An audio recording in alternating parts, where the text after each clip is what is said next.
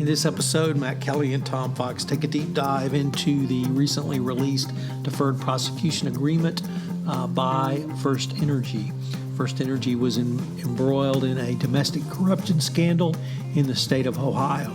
We take a look at it, mining it for lessons learned for the compliance practitioner.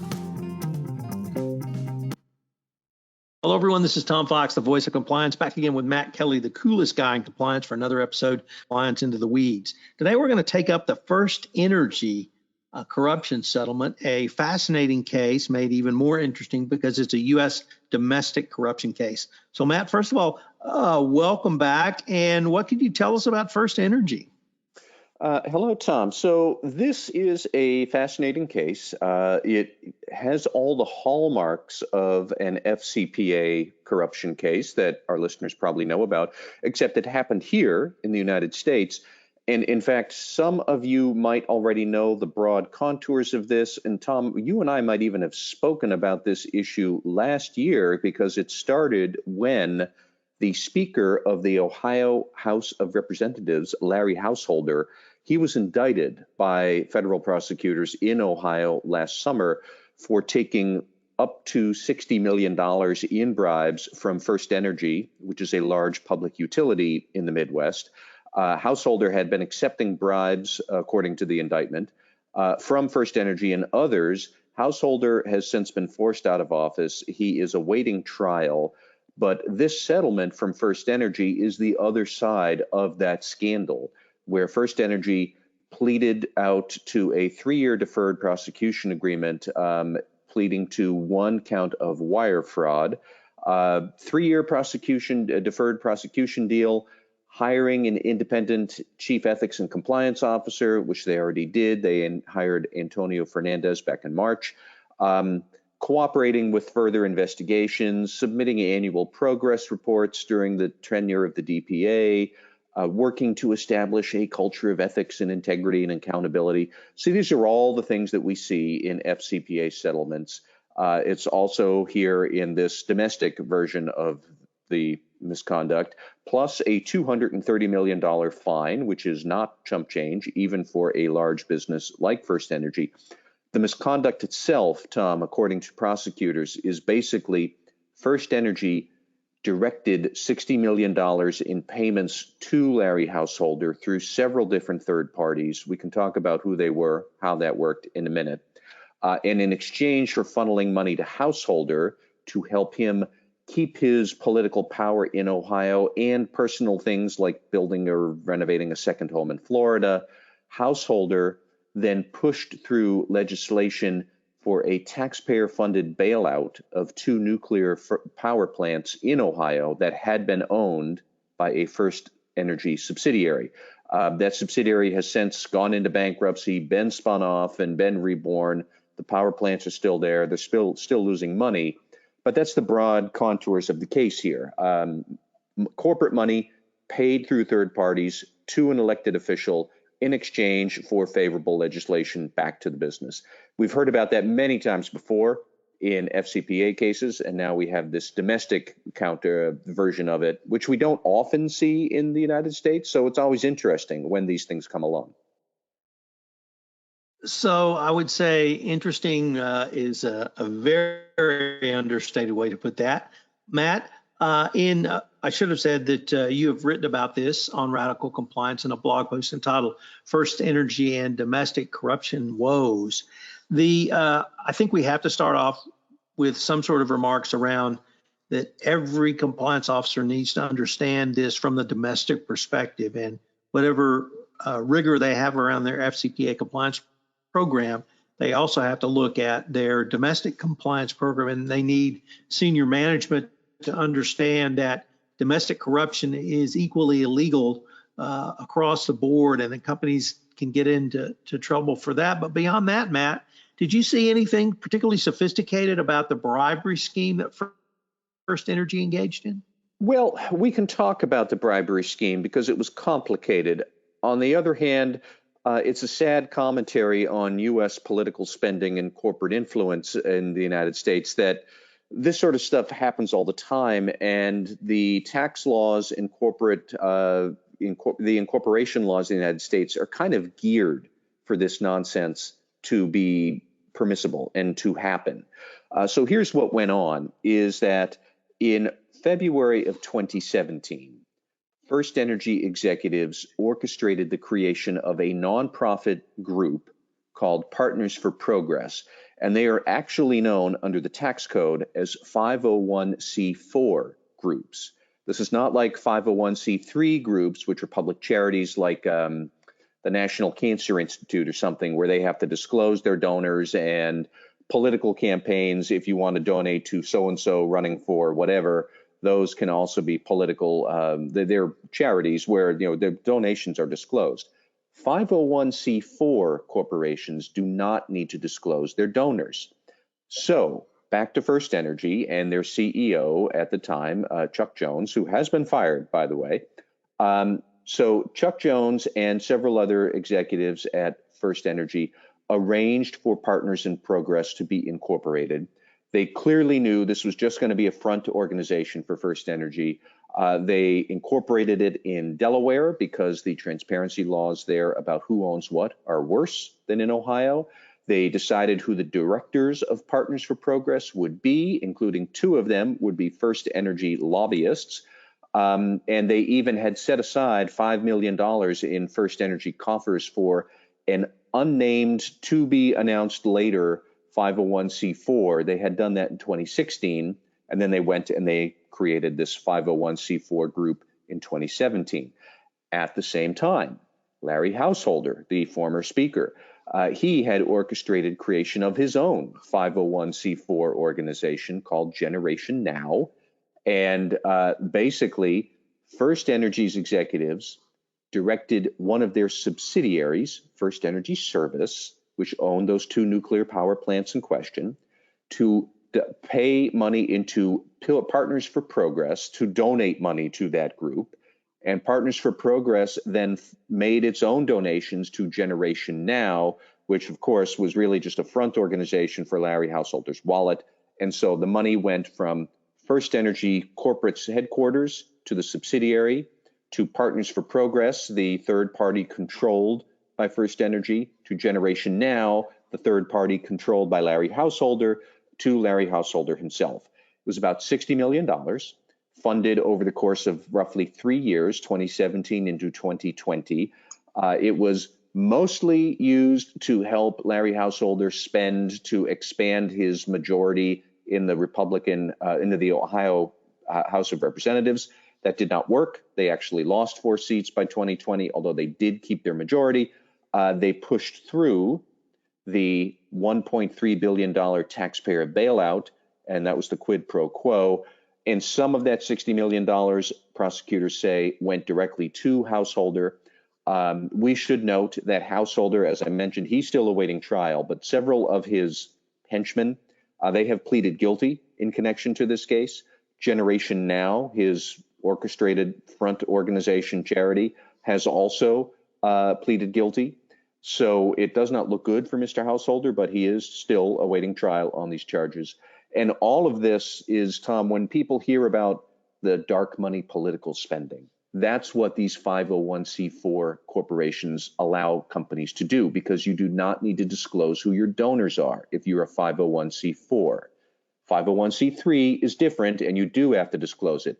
But Citizens United was the Supreme Court case from 2010 that let companies spend unlimited amounts of money on political issues. That's where the money goes. It goes into 501c4 groups who do not need to disclose where their money is coming from or how much it is. You have to do a lot of sleuthing around to figure out who are the people who own these groups, who control them, who funds them. It's possible, but it's not easy. So therefore, they become these prime conduits for transferring and funneling money around that really is just a bribe. And we should stop here and say, this is exactly how the FCPA works overseas. You have these third-party agents who are doing what? We don't know. And, they have these charities, and where does the money come from? That's not clear. Same thing happening right here in the United States through these dark money charities that are allowed to spend on issues. What kind of issues? Maybe a taxpayer-funded bailout of nuclear power plants or whatever else. It's that kind of seedy underbelly of dark money spending that is at issue here. Many other large companies do it, and it is a whisker away from being manipulated into bribery payments, which is what First Energy has admitted to here. Matt, is the difference that in First Energy we had a clear quid pro quo? It certainly looks to be a pretty clear quid pro quo from the evidence in the statement of facts and the criminal information that were filed with the First Energy case, where very clearly the then CEO, Chuck Jones, who, as I said, was fired in 2020, and Larry Householder, they were exchanging direct messages that they clearly knew this money was going from the company to Householder in exchange for help and assistance with the nuclear bailout. There were other exchanges there from various other executives who've been involved in this caper. But clearly, the quid pro quo was crystal clear once you get into the details of it. We could go on all day long quoting exact excerpts from the documents and the filings, but that's exactly what was going on here. And plus, a lot of that spending, we should remember, was not going to further any political cause. It was going to renovate Householder's second home down in Florida. Millions of dollars we're talking about. So that was a bridge too far for campaign finance laws. And Tom, you had mentioned earlier, and I just wanted to say again, that we don't in the United States have an equivalent Domestic Corrupt Practices Act. I kind of think in a certain sense that's even more problematic for compliance officers. And it's why you really need to pay attention to bribery activity in the United States. Because at least overseas, when you do this, you violated one law. You're in a heap of trouble, but you know what law you violated, and you know how you are going to settle your way out of this or go to trial or whatever. In the United States, since we don't have any one master law for this, you could violate any number of statutes and get into bribery trouble. It could be a mail fraud issue or a wire fraud case, as happens here. You could have state laws that might differ from one jurisdiction to another. You could conceivably, in some states, have a local district attorney who's going to bring criminal charges against your company for some misconduct that happened in county wherever that you and central headquarters you've never heard of. It could happen with all three jurisdictions, federal, state, and local. It could happen with different U.S. attorneys in different states bringing their own causes or their own complaints against your company. So to a certain extent, a certain way, your corruption risk in the United States is higher because you've got more law enforcement agencies who could potentially try and carve a piece out of your corporate rear end. That's why you need to think about this. And in no way, shape, or form should you think, well, the FCPA is all we need to worry about, and we don't have overseas exposure, so we're fine. You are not fine. You really do need to think about these kind of issues quite a lot. So, Matt, separate and apart from some of the compliance lessons you've detailed, you also wrote about compliance program implications. Could you go through that section for us? Yeah, I think, as always, you should first and foremost be thinking about what are the policies we want for how we fund 501c4 groups or make political contributions generally. And in fact, you should tease out a distinction here. Companies can do this. You can donate to political groups, political candidates, political campaigns, but donations to a political campaign, Joe Schmo running for president in 2024, that is different from donating to a dark money political group that might be doing advertising that supports Joe Schmo or opposes Joe Schmo. If you're making direct campaign contributions, you have one set of laws you need to think about and comply with if you're a company. If you bid on government services, potentially you have pay-to-play conflict of interest rules where maybe you can't do this. If you are handling, say, financial services for a public pension in a state, you have a lot of risks around conflicts of interest if your employees are donating to candidates in that state, like a state treasurer or governor, something like that. So what are your policies actually going to be? What are your policies going to be around donating to 501c4 groups when right now, at least, you can do what you want. So what are the boundaries? Are you going to not donate to them at all? Are you going to donate to some but not others? You're going to need to have a policy. You will need to think about specifically politically active third parties, such as Partners for Progress or Generation Now. And are they fronts for politicians? Are they legitimate causes that these groups are espousing? You'll need to decide whether you want to refrain from any of those donations at all, or some but not others.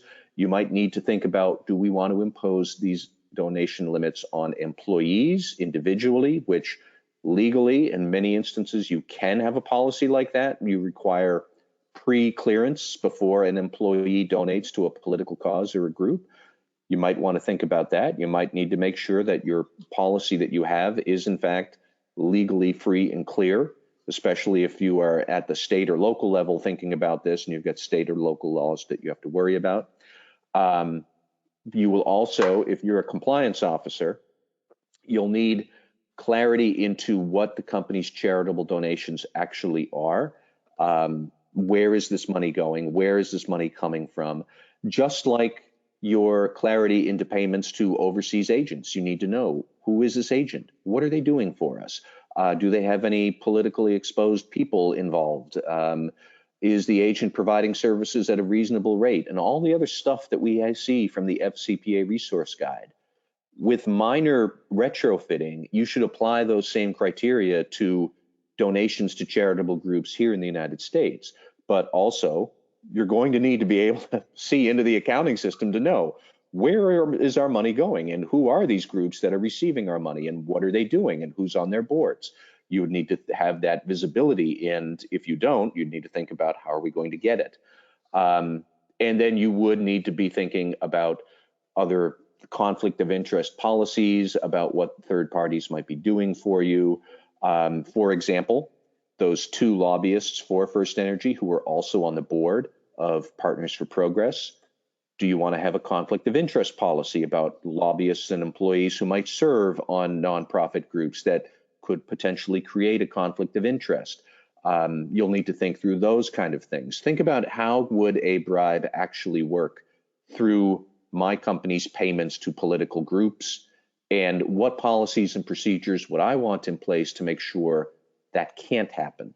A lot of it is conflicts of interest. A lot of it is pre-approval of employee activities.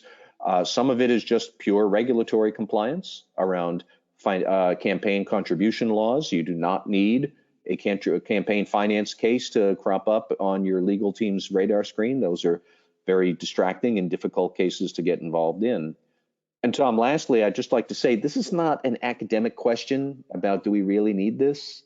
Think about how sensitive corporate investors, shareholder activists, or consumers, how sensitive they were to political donations to Republicans who supported the insurrection on January 6th. And a lot of companies stopped donating to politicians who were affiliated with the insurrection back then. Some of them have loosened their standards. They're giving money back, but whatever. But you need to be aware that disclosure of political campaign spending or political spending by corporations, that's a rising cause among good governance activists. It is something that a lot of consumers are now sensitive to. A lot of shareholders are sensitive to. Your company might get pulled into a position where there's a lot of pressure from your stakeholders to come clean about, where are you spending your money?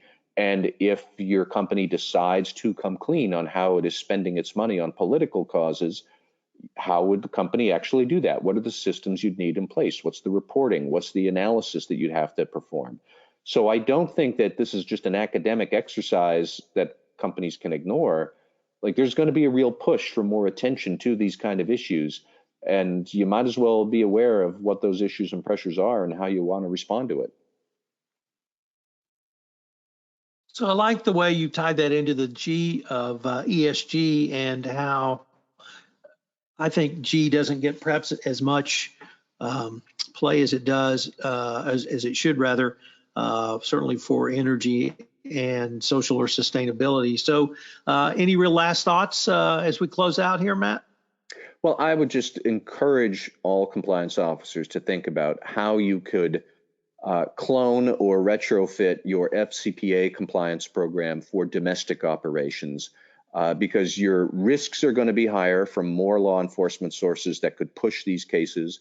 The difficulty of getting visibility into these transactions can often be a bit more arduous, and the appetite among ESG activists and other stakeholders out there for more attention on this issue of domestic bribery, that's on the rise. So I don't think First Energy is at all going to be the last of these kind of cases that we see. It's very instructive, but by no means are we going to close the books on domestic corrupt practices. We're going to see more of that in the future, I suspect. Well, Matt, we now are at the end of our time, so I wanted to thank you and look forward to seeing what next week brings us. Thank you, Tom. This is Tom Fox. I hope you enjoyed this episode of Compliance Into the Weeds. I've linked to Matt's article in our show notes, so check that out. It's a fascinating case. I'll be writing about it shortly as well. I hope you'll join us again next week where Matt and I take another deep dive, literally going into the compliance weeds for another episode of Compliance Into the Weeds. I also hope you will check out our latest podcast on the Compliance Podcast Network, the ESG Report. The ESG Report takes a deep dive into ESG from the compliance perspective. It's available on the Compliance Podcast Network, or you can subscribe and have it delivered directly to your inbox by going to the FCPA Compliance Report. Thanks again for listening. I hope you'll join us again.